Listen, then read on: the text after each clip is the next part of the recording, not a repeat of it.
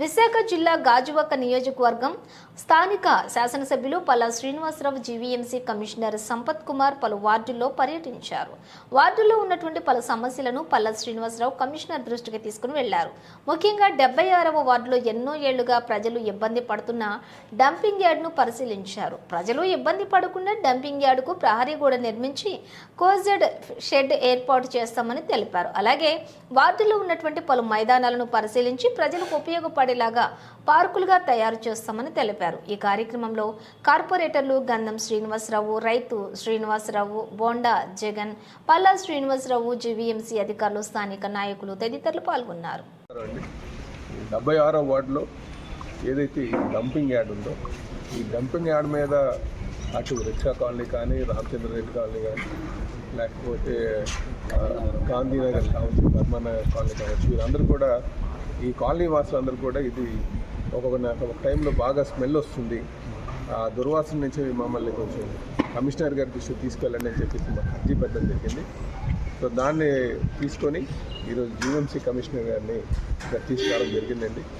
అయితే మేము అంతా కాలనీ వాసుల తరఫున కోరేది ఏంటంటే దీన్ని కొంచెం క్లోజ్డ్గా చేసి, అలాగే ఇంకొక అడిషనల్గా, ఎందుకంటే ఈ కెపాసిటీ తక్కువైపోవడం వల్ల ఏదైతే చెత్త వస్తుందో అది 2-3 రోజులు ఉండిపోవడం వల్ల ఇది మనకి ఆ స్మెల్ రావడం జరుగుతుందని ఒక ఆలోచనకు వచ్చాం ప్రాథమికంగా.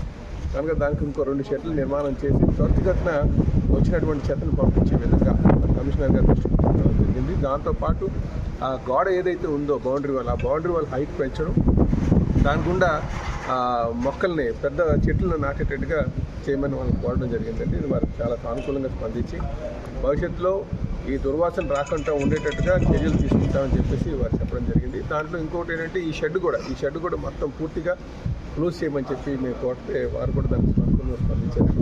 కనుక భవిష్యత్తులో మళ్ళీ ఈ స్మెల్ రాకుండా చేయడానికి అన్ని చర్యలు తీసుకుంటామని చెప్పి కమిషనర్ గారు మాట ఇచ్చిన సందర్భంగా వాళ్ళకి ధన్యవాదాలు తెలియజేస్తున్నాం. ఇందులో మా కార్పొరేటర్ గారు కూడా ఎప్పటి నుంచి కృషి చేస్తున్నారు దీని మీద, వాళ్ళకి కూడా ఈ సందర్భంగా నేను ధన్యవాదాలు తెలియజేస్తున్నాను. ఎమ్మెల్యే గారి రిక్వెస్ట్ మేరకు మేము ఇక్కడికి అందరం రావడం జరిగింది. యాక్చువల్గా మన ఇండోర్ నగరంతో సమానమైనటువంటి పాపులేషన్ ఉన్నటువంటి నగరం మనం విశాఖపట్నం. అక్కడ దాదాపు 20 గార్బేజ్ ట్రాన్స్ఫర్ స్టేషన్స్ ఉన్నాయి. మనము మన సిటీలో కేవలం 5 గార్బేజ్ ట్రాన్స్ఫర్ స్టేషన్స్తో నడపడం వల్ల ఇక్కడికి వచ్చేటువంటి వెహికల్స్ సంఖ్య ఎక్కువైపోయి ఈ గార్బేజ్ ట్రాన్స్ఫర్ స్టేషన్స్ వాటికి సర్వీస్ అందిలేకపోతున్నాయి. తద్వారా వేస్ట్ని కింద వేసి దాని తర్వాత మళ్ళీ లిఫ్ట్ చేసేటువంటి పరిస్థితి వస్తుంది to avoid vehicles crowd. So దాన్ని ఎమ్మెల్యే గారు చెప్పిన దాని ప్రకారం, ఆయన అడ్వైస్ ప్రకారం దీన్ని కూడా ఇంటర్నల్గా ఈ షీట్స్తో క్లోజ్ చేసి బయటకు ఎక్స్పోజ్ అవ్వకుండా, అదేవిధంగా ఒక కొత్త గార్బేజ్ ట్రాన్స్ఫర్ స్టేషన్ని అదనంగా ఇక్కడ స్థలం ఉంది కాబట్టి ఇక్కడ కూడా ఒకటి శాంక్షన్ ఇవ్వడము, ఈ 2 కూడా శాశ్వత పరిష్కారాలు. అదేవిధంగా ఇక్కడ ఉన్న పొల్యూషన్ జనరేట్ అవుతుంది కాబట్టి చుట్టూ మొక్కలు ఉండాలి. సో ఆ మొక్కల్ని కూడా వేయడం జరుగుతుంది. తర్వాత ఇక్కడ కాంపౌండ్ వాల్ని కూడా రైజ్ చేసి ఇక్కడ ఉన్న మొత్తం సమస్యలన్నింటినీ కూడా పరిష్కారం చేసే దిశగా మనం ప్రయత్నం చేస్తున్నాం. అదేవిధంగా స్థానికంగా కార్పొరేటర్స్ కూడా చాలా రోజుల నుంచి ఈ ఇష్యూ మీద లాస్ట్ టైం కౌన్సిల్లో కూడా రైజ్ చేయడం జరిగింది. దీన్ని స్టడీ చేసాం. యాక్చువల్గా ముందు మేము మొబైల్ కాంపాక్టర్స్తో ప్రాబ్లం సొల్యూషన్ చేయొచ్చు అనుకున్నాం, కానీ వాల్యూమ్ చాలా ఎక్కువగా ఉండడం వల్ల మొబైల్ కాంపాక్టర్స్ కంటే స్టాటిక్ మన కాంపాక్షన్ సిస్టమే ఉండాలి అని ఇప్పుడు ఇక్కడికి వచ్చి రావడం వల్ల మనకి అది బోధపడింది. సో దాని ప్రకారం will go with that. Thank you.